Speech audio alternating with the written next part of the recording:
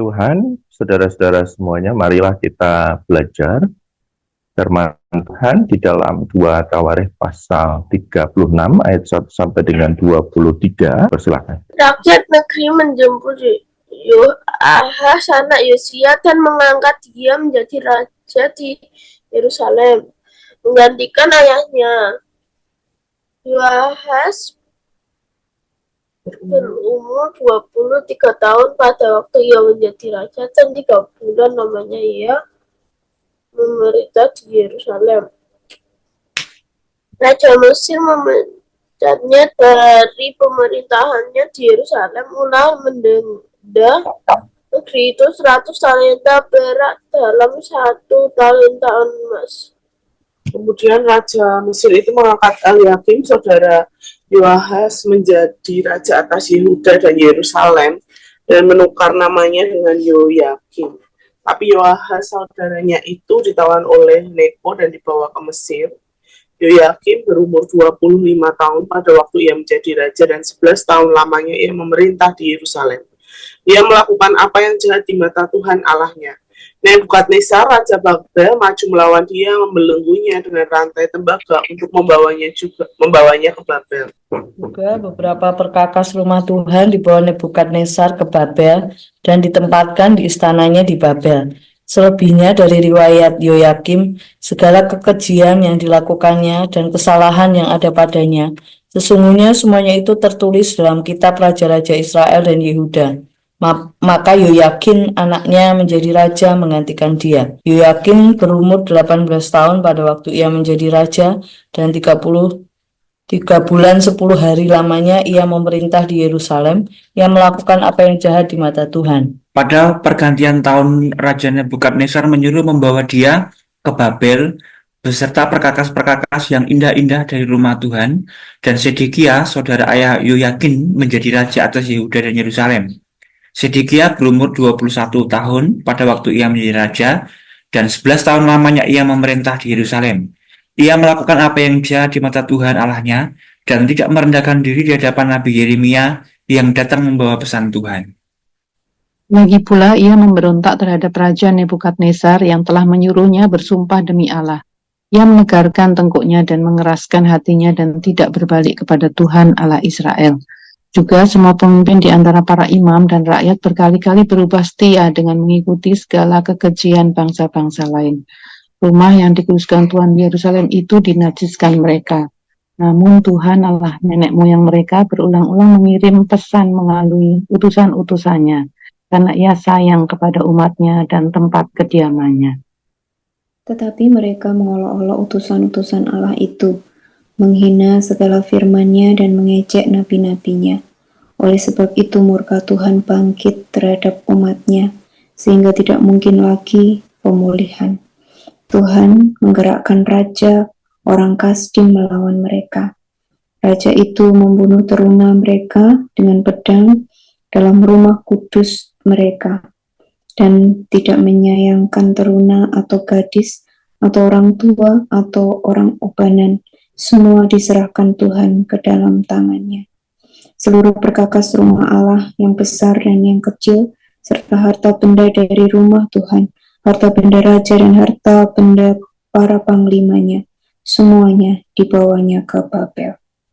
Mereka membakar rumah Allah, merobohkan tembok Yerusalem, dan membakar segala puri dalam kota itu dengan api, sehingga musnahlah segala perabotannya yang indah-indah.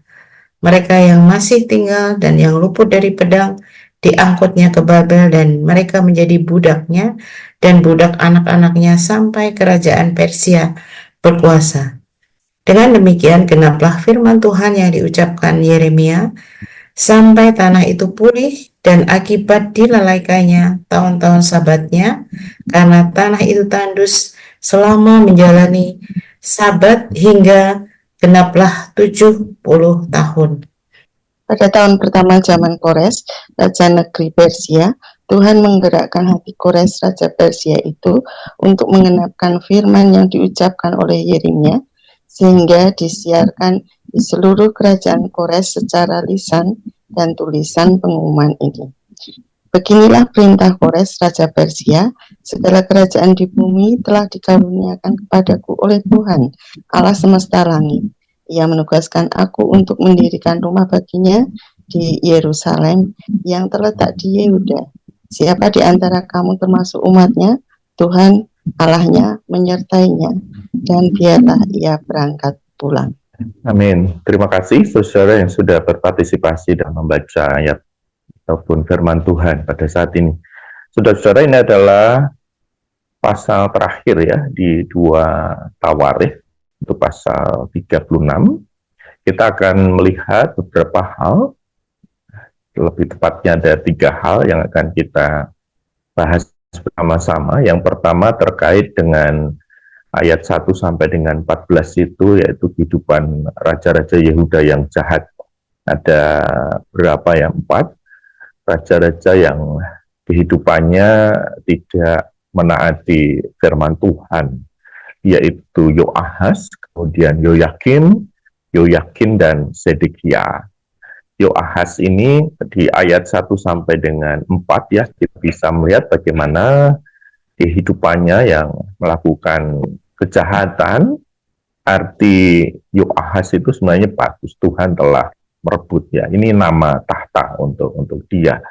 Tetapi dalam kehidupannya memang kehidupan yang penuh dengan tidak taatan kepada Tuhan. Dia melakukan yang jahat.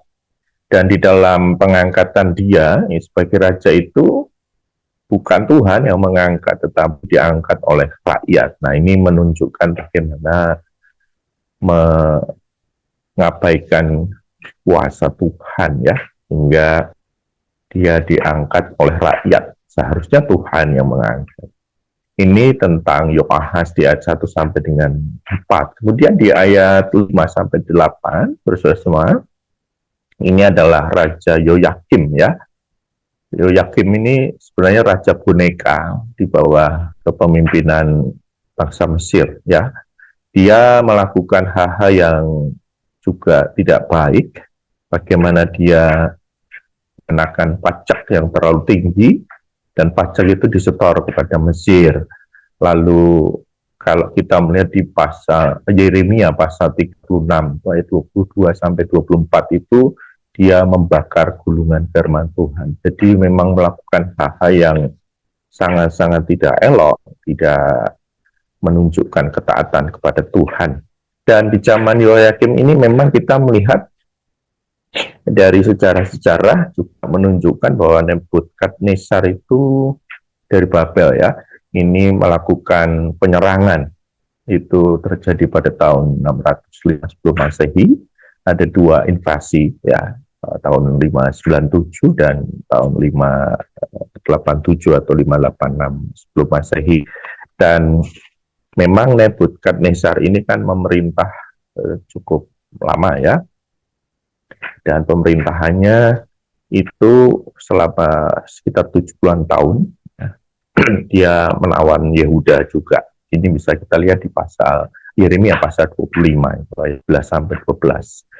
Dan pada zaman Nebukadnezar ini nabi-nabi yang bernubuat, ada Yeremia, ada Yesaya, ada Daniel, ada Yesaya juga.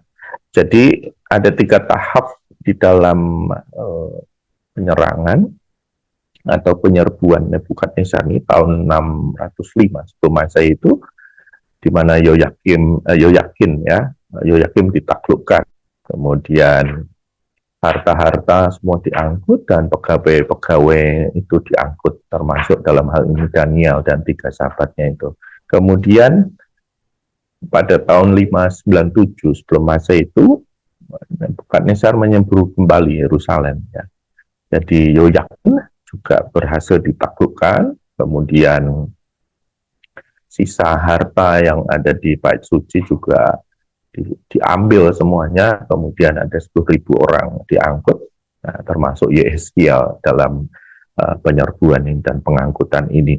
Dan tahun 587 atau 586 kembali menyerbu Yerusalem, dan ini bagaimana menghancurkan Bait Suci ya. Dan dalam Hal ini Zedekia juga turut diangkut. Ini terkait dengan Yoyakim ya, saudara semuanya.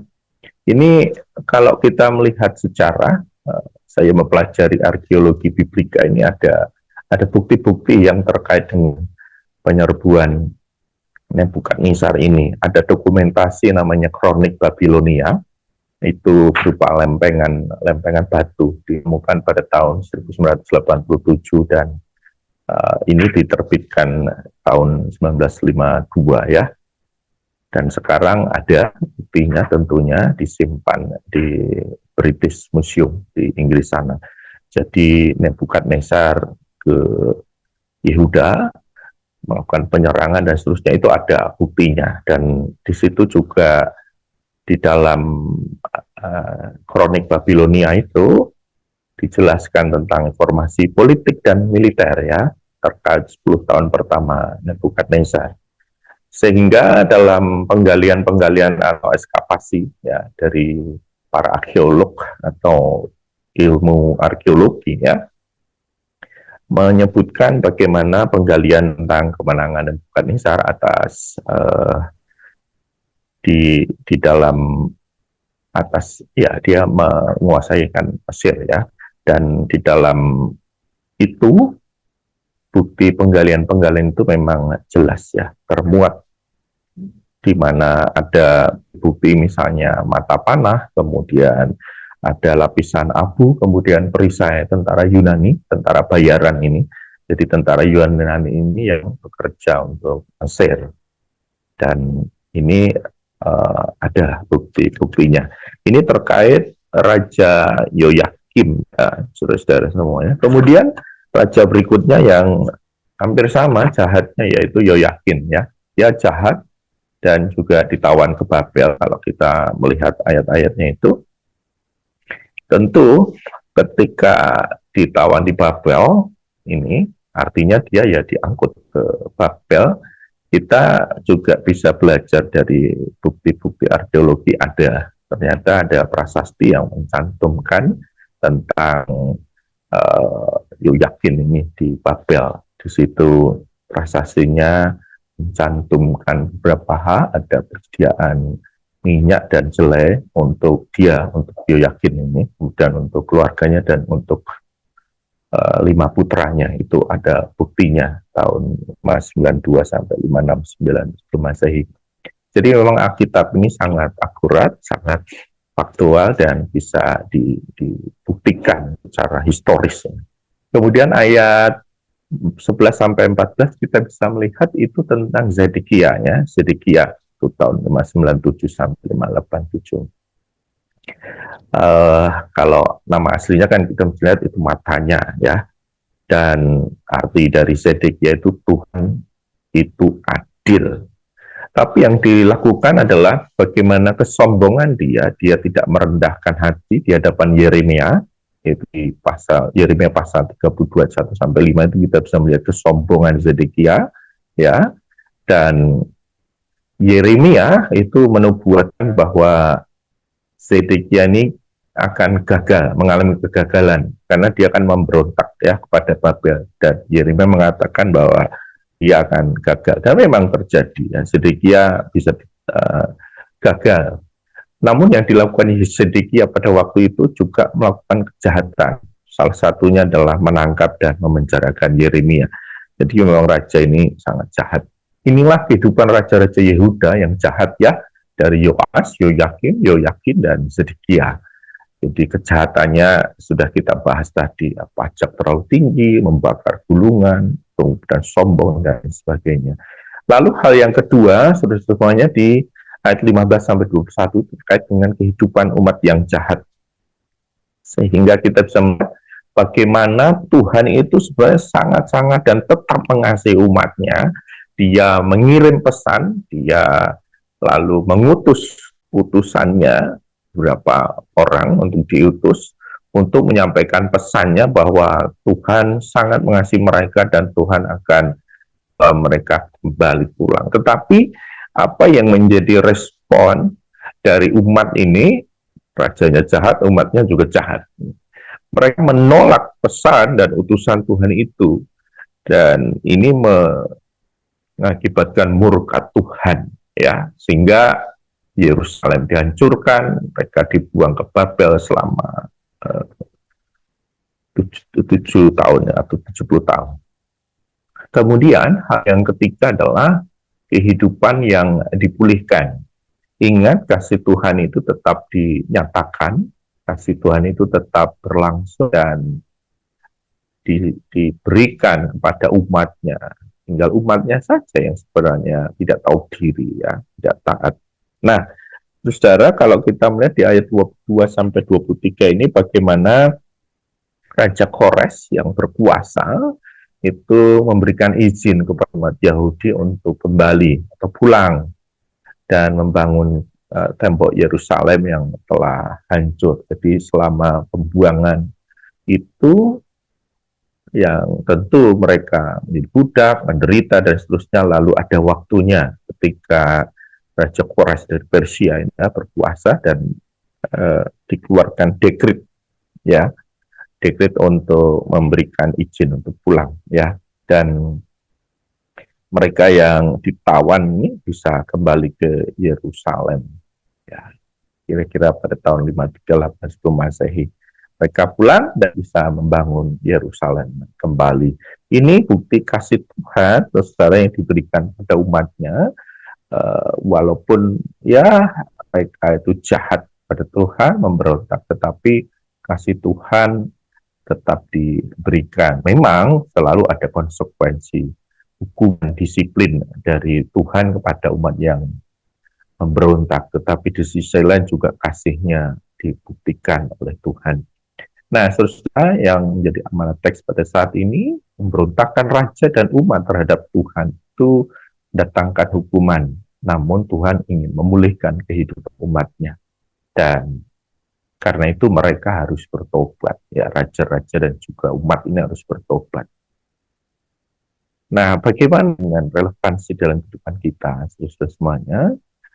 Bagaimana ketaatan Anda dan saya tentunya terhadap perintah Tuhan selama ini? Kita harus tunduk, saya dan saudara harus tunduk kepadanya, taat terhadap perintahnya, jangan melakukan pemberontakan, melakukan kejahatan-kejahatan seperti yang dilakukan oleh Raja Yehuda dan umatnya ini. Kita harus belajar, saya dan saudara belajar untuk taat kepada perintah Tuhan, firman Tuhan, dan lebih dari itu adalah ketundukan diri kepada Tuhan. Kiranya apa yang kita pelajari hari ini menjadikan sebuah refleksi diri, dan kita akan lebih baik lagi hidup di dalam kebenaran Tuhan. Terima kasih, Tuhan Yesus memberkati kita semuanya. Amin. Ya, terima kasih Mas Irawan. Bapak Ibu, mari kita merespon firman Tuhan dengan pujian banyak yang Tuhan telah perbuat, dan kita mau respon dengan rasa syukur, mau hidup taat dan hidup menyenangkan hati Tuhan.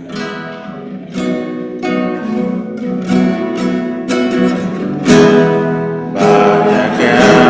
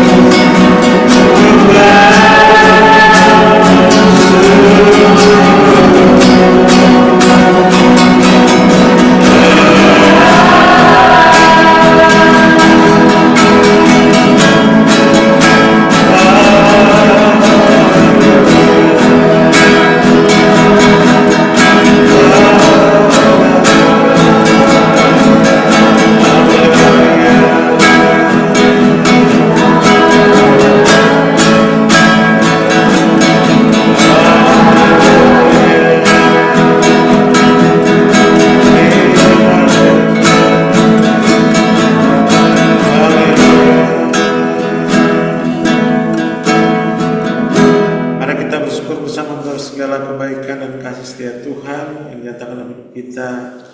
Sekalipun seringkali kita tidak bisa merespon dengan ketulusan, kesetiaan, kesungguhan, Tuhan itu penuh kasih dan penyayang kepada umat-Nya. Mari kita bersyukur bersama.